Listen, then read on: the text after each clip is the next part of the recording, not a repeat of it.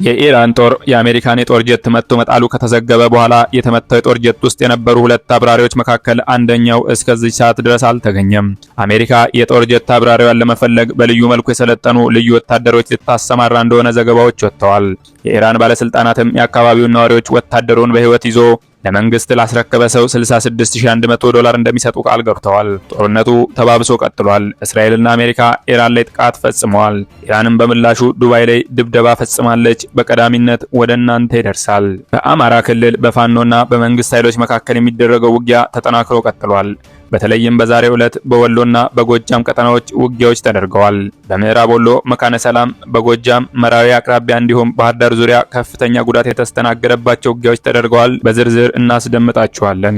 ከትግራይ ክልል ውጪ ሆነው በቀጥታ ለህዝብ ተወካዮች ምክር ቤት ምርጫ እንዲደረግባቸው ውሳኔ በተሰጠባቸው በአማራና ትግራይ ክልሎች መካከል የይገባኛል ውዝግብ ያለባቸው አካባቢዎች የሚገኙ የምርጫ ክልሎች የመራጮች ምዝገባ እየተካሄደ አለመሆኑ ተነገረ። በአወዛጋቢዎቹ አካባቢዎች ምርጫ ይደረጋል የሚል ግምት እንደሌላቸው መንግስታዊ ምንጮች ለዋዜማ ተናግረዋል ተብሏል። ይህንንም ወደ እናንተ እናደርሳለን። የማለዳ ግሎባል ቤተሰቦች እኚህን መረጃዎች በዝርዝር አዘጋጅተን ይዘን ቀርበናል። ቻናላችንን ሰብስክራይብ በማድረግ ጀምሩ። መረጃዎቹን አብረን እንከታተል። የኢራኑ አፈ ጉባኤ መሐመድ ባግሄር ጋሊባፍ አሜሪካ የኢራንን አገዛዝ እንለውጣለን ከሚል ወደ ፓይለቶቻችንን አፋልጉን ወደሚል ለውጠናታል ሲሉ ተሳለቁ። ሁለተኛ ወሩን ሊደፍን እየተቃረበ ያለው የኢራንና የእስራኤል ጦርነት ወቅታዊ መነጋገሪያ ጉዳይ የኢራን ጦር የአሜሪካ ጦርን መጥቶ መጣሉ ነው። የተመታው የጦር ጀት ውስጥ ከነበሩ ሁለት የጦር ጀት አብራሪዎች መካከል አንደኛው እስከዚህ ሰዓት ድረስ እንዳልተገኘ ነው የተነገረው። ስለጠፋው የጦር መኮንን ወቅታዊ ሁኔታ የተረጋገጠ መረጃ ባይኖርም አብሮት የነበረው ሌላኛው ፓይለት ግን በሕይወት መትረፉ ተገልጿል። በኢራን በኩል የደህንነት ኃይሎች በአካባቢው ጥብቅ አሰሳ እያደረጉ ሲሆን ባለስልጣናቱም የአካባቢው ነዋሪዎችን ወታደሩን በሕይወት እንዲይዙ ጥሪ አቅርበዋል። መንግስት መገናኛ ብዙሃንም ወታደሩን ይዞ ላስረከበ ሰው $66100 መንግስት እንደሚሰጥ አስታውቀዋል። በአሜሪካ አየር ኃይል ውስጥ እንዲህ አይነት ችግሮች ሲያጋጥሙ በልዩ መልኩ የሰለጠኑ ልዩ ወታደሮች ያሉ ሲሆን ለቅድመ ጥንቃቄ በሚል ውጊያ በሚካሄድባቸው አካባቢዎች አስቀድመው ይሰማራሉ ተብሏል።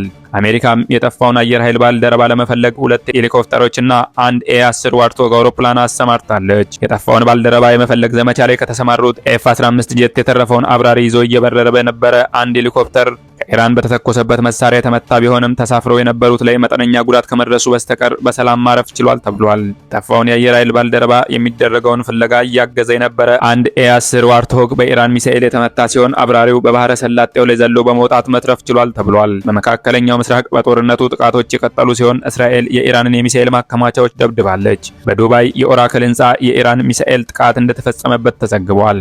የእስራኤል ጦር ዛሬ ረፋዱን ባወጣው መግለጫ በኢራን ላይ በፈጸመው መጠነ ሰፊ የአየር ድብደባ የኢራንን የአየር መከላከያ ዘዴዎችና የሚሳኤል ማከማቻዎች ላይ ጥቃት ሰንዝር ያለው ብሏል። ዳማ ያደረኩትን በኢራን አብዮታዊ ዘብ IRGC ስር የሚተዳደሩ የጦር መሳሪያ ምርምርና ልማት ተቋማት የባላስቲክ ሚሳኤል ማምረቻና ማከማቻዎች ናቸው ብሏል። በኢራን በዛሬው ዕለት በደቡባዊ ግዛቷ ፔትሮኬሚካል ፋብሪካ የአየር ድብደባ እንደተፈጸመበት ገልጻለች። የባንዳር ኢማም ፔትሮኬሚካል ኩባንያ ኢላማ ከሆኑት መካከል አንዱ እንደሆነም ተነግሯል። የኢራን የዜና አውታሮች ጥቃቶቹ ከተፈጸሙ በኋላ እስካሁን 5 ሰዎች መቁሰላቸውን ታውቋል ሲሉ ዘግበዋል። በሀገሪቱ ደቡባዊ ክፍል የሚገኙት እነዚህ ተቋማት የፔትሮኬሚካል ምርት ማዕከል ሲሆኑ ከፋርስ ባህረ ሰላጤ ወደ ውጭ የሚላኩ ምርቶችን አምራቾች ናቸው። በሌላ በኩል ኢራን አሜሪካና አጋሮቿን አልተባበሩም ያለቻቸውን ሀገራት የንግድ መርከብ በሆርሙዝ ወሽመጥ በኩል እንዲያልፉ ፍቃድ እየሰጠች ትገኛለች። ታስኒም የዜና ወኪል እንደዘገበው ኢራን የተወሰኑ መርከቦች በዚህ በተዘጋው የባህር በር ላይ ጥሰው እንዲያልፉ ፍቃድ ሰጥታለች ብሏል። ነገር ግን አሜሪካና እስራኤል ሆርሙዝ ሰርጥን አታሰቡት የሚል መልእክትም አስተላልፋለች። ይህ መልእክት የደረሳቸው የአሜሪካው ፕሬዝዳንት ዶናልድ ትራምፕ በኢራን የተዘጋውን የሆርሙዝ ወሽመጥ ከትንሽ ተጨማሪ ጊዜ በኋላ በቀላሉ እንደሚከፈት ገልጸዋል። ትራምፕ በትሩዝ ሶሻል ማህበራዊ ሚዲያ ገጻቸው ባሰፈሩት ጽሑፍ ከትንሽ ጊዜ ጋር በቀላሉ የሆርሙዝ ወሽመጥን መክፈት፣ ነዳጁን መውሰድና ሀብትን ማግኘት እንችላለን ብለዋል።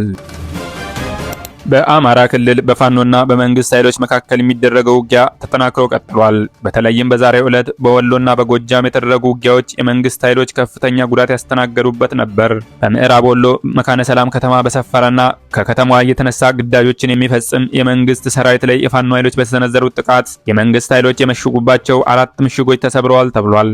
በመካነ ሰላም በቅርቡ ከተለያዩ እዞች ተቀናንሶ 11ኛ እዝ በሚል ስያሜ የተደራጀው የመከላከያ ሰራዊት ትላንት አመሻሹን በሞርተር የታገዘ ውጊያ ሱባ ሜዳ፣ ክሬቸር፣ ሶዬና አሜጃ የተባሉ ቦታዎች ላይ በተደረገ ውጊያ ከሰዓታት ውጊያ በኋላ ወደ ኋላ እንዳፈገፈገ ተገልጿል።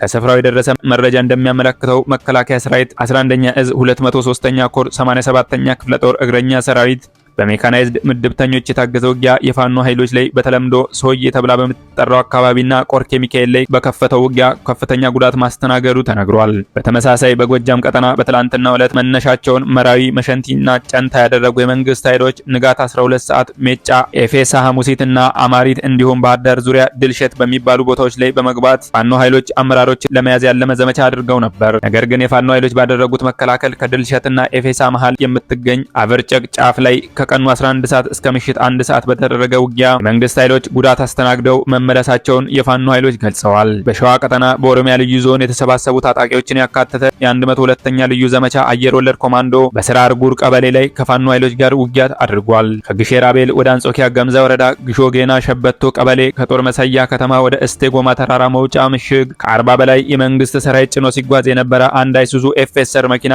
ከተማው መውጫ ላይ ምሽት 12 ሰዓት ተኩል አካባቢ የፋኖ ኃይሎች ደፈጣ በመጣል ባደረሱበት ጥቃት ከፍተኛ ጉዳት አስተናግዷል ተብሏል። ከትግራይ ክልል ውጪ ሆነው በቀጥታ ለህዝብ ተወካዮች ምክር ቤት ምርጫ እንዲደረግባቸው ውሳኔ በተሰጠባቸው በአማራና ትግራይ ክልል መካከል ይገባኛል ውዝግብ ያለባቸው የሚገኙ የምርጫ ክልሎች የመራጮች ምዝገባ እየተካሄደ አለመሆኑን ዋዜማ ሬዲዮ ዘግቧል። በአወዛጋቢዎቹ አካባቢዎች ምርጫ ይደረጋል የሚል ግምት እንደሌላቸው መንግስታዊ ምንጮች ለዋዜማ ሬዲዮ መናገራቸው ተነግሯል።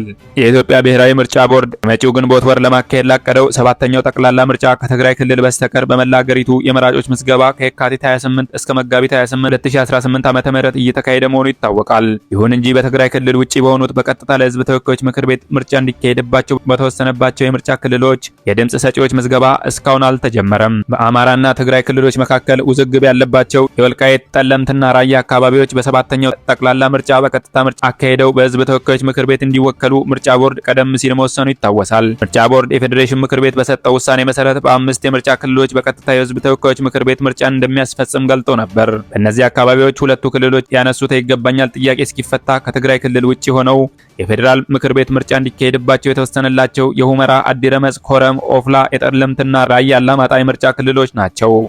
የምርጫ ቦርድን ውሳኔ የቀድሞው የትግራይ ጊዜያዊ አስተዳደር ፕሬዝዳንትና የጠቅላይ ሚኒስትሩ አማካሪ ጌታቸው ረዳ የሚመሩት ተቃዋሚው የትግራይ ዲሞክራሲያዊ ስምረት ፓርቲ ለፌዴራል ከፍተኛ ፍርድ ቤት አቤቱታ አቅርቦ እግድ አስጥሎበት የነበረ ቢሆንም ፓርቲው ምርጫ ቦርድ ለውሳኔው መነሻ ያደረገው የፌዴሬሽን ምክር ቤት ውሳኔ ከጅምሩ ህገ መንግስታዊ አሰራሩን የተከተለ እንዳልነበር ተረድቻለሁ በማለት አቤቱታውን በማንሳቱ ፍርድ ቤቱ በተጠቀሱት የምርጫ ክልሎች ከትግራይ ክልል ውጪ እንዳይካሄድ በምርጫ ቦርድ ላይ የጣለውን እገዳ ማንሳቱ ይታወሳል። በዚሁ ጉዳይ ላይ ከመጋረጃ ጀርባ የአገሪቱ ከፍተኛ ባለስልጣናት የተሳተፉበት ተከታታይ ምክክር ሲደረግ እንደነበርና የፌዴሬሽን ምክር ቤትም ሆነ የምርጫ ቦርድ ውሳኔ ችግሩን ያባብሳል፣ ለጉዳዩ ፖለቲካዊ እልባት ይፈለግለት የሚል መስማማት ላይ መደረሱን ከመንግስታዊ ምንጮች ሰምተናል። በአወዛጋቢዎቹ አካባቢዎች ምርጫ ይደረጋል የሚል ግምት እንደሌላቸው መንግስታዊ ምንጮቹ ለዋዜማ ተናግረዋል። በወልቃይትና ጠለምት የምርጫ ክልሎች እስከ መጋቢት 21 2018 ዓ.ም ድረስ የመራጮች ምዝገባ ለመጀመሩን የአካባቢው ባለስልጣናት ለዋዜማ ሬዲዮ ተናግረዋል። የማለዳ ግሎባል ቤተሰቦች መረጃዎቻችን ይህንን ይመስሉ ነበረ። ቻናላችንን ሰብስክራይብ ማድረግ አይዘንጉ። ቸርን ሰንብት።